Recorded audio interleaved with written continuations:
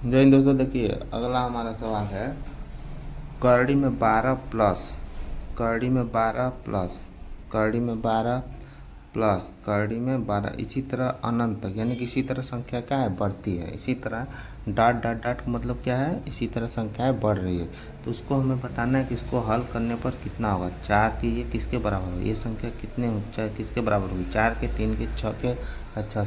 तो देखिए, उसको हल करने के लिए हमारी जितनी संख्याएं होती हैं उसको हम कैसे हल करते हैं।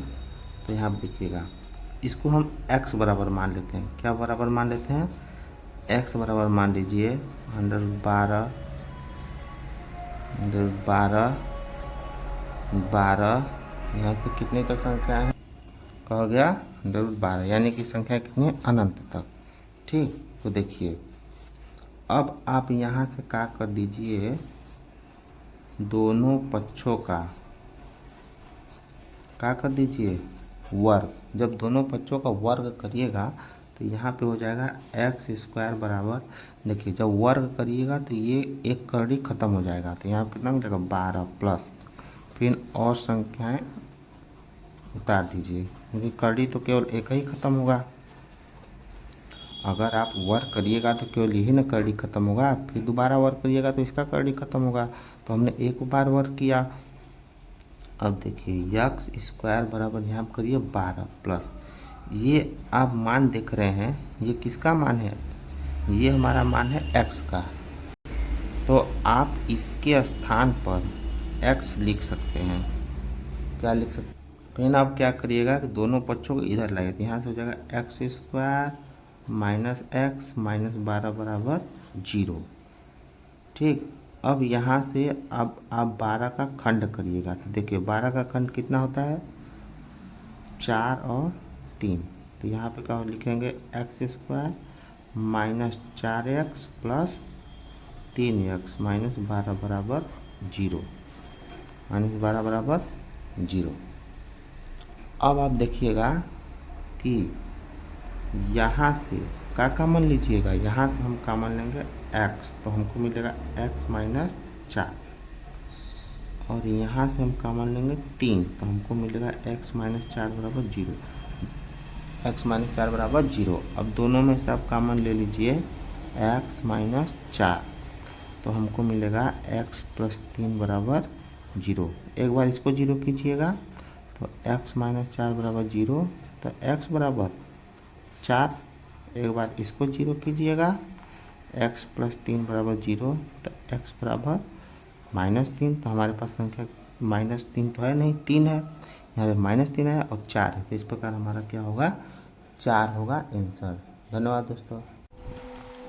जय दोस्तों, देखिए आगे हमारा सवाल है कि यहाँ पे 3 लगा हुआ है, फिर यहाँ पे 6 का मूल लगा हुआ है, 5 घाते 9 सबके पावर 4 है। यहाँ पे 6 का मूल लगा हुआ है, यहाँ पे 3 का मूल लगा हुआ है, और यहाँ 5 घाते 9 के पावर 4। इसको हमें हल करना है। तो देखिए हम जानते हैं कि यदि करड़ी लगा हो तो इसका मतलब यहाँ 2 होता है, तो इसको हम लिखते हैं x का पावर 1/2।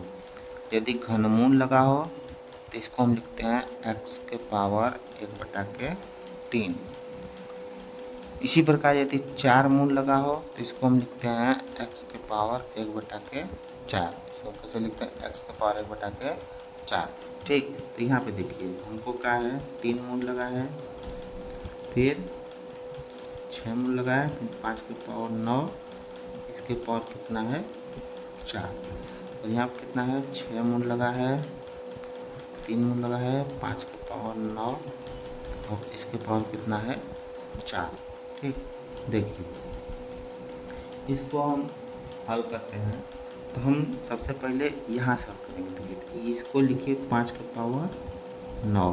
ठीक, 5 के पावर कितना लिखेंगे 9, 5 के पावर 9 लिखने के बाद अब यहाँ देखिए अगर यहाँ पे 6 मूल लगा रहे तो हम लिखेंगे x के पावर 1/6, यानी 6 मूल लगाए तो यहाँ पे लिखिए 1/6। ठीक, फिर कोष्टक बंद करिए, यहाँ पे 3 मूल लिखा है तो यहाँ पे लिखिए 1/3, फिर कोष्टक बंद करिए और यहाँ पे क्या लिखिए 4। उसी तरह इसमें आप एक मंजिला कोष्टक भी लगा सकते हैं। इसी तरह देखिए यहाँ पे लिखिए 5 9 लिखिए, ठीक, फिर 3 मूल लगा है तो इसके पे लिखिए 1/3। ये 6 मूल लगा है तो इसको लिखिए 1/6। फिर ऊपर कितना लिखे 4। तो हमने आपको बताया था x के पावर m रहे, उसके पावर n रहे, उसके पावर p रहे, तो यहाँ पे गुणा हो जाता है m into n into P का हो जाता है, गुणा हो जाता है। अब देखिए इसके भी आप गुणा करिए, 5 के पावर 9 गुणे, अभी गुणा करिएगा, गुणे, इसको गुणा करेंगे, फिर इसको गुणा करेंगे, फिर इसको गुणा, ठीक, ये यहाँ पे बीच में गुणा है। फिर ये आपका 1 हो गया, फिर इसको भी आप हल करिए, 5 के पावर 9 लिखिए, इसको गुणा करिए, इसको गुणा करिए, इसको गुणा करिए, फिर आप इसको हल करिएगा। देखिए 3 त्रिके 9, 3 दूना 6, 2 दूना 4, तो कितना गया 5 के पावर 2। यहाँ देखिए 3 त्रिके 9, 3 दूना 6, 2 दूना 4, ये कितना हो गया 5 के पावर 2, ठीक। अब आप देखिए 5 के पावर यदि 2 है, यदि 5 का पावर 2 है तो इसका मतलब होता है 5 का 2 बार गुणा।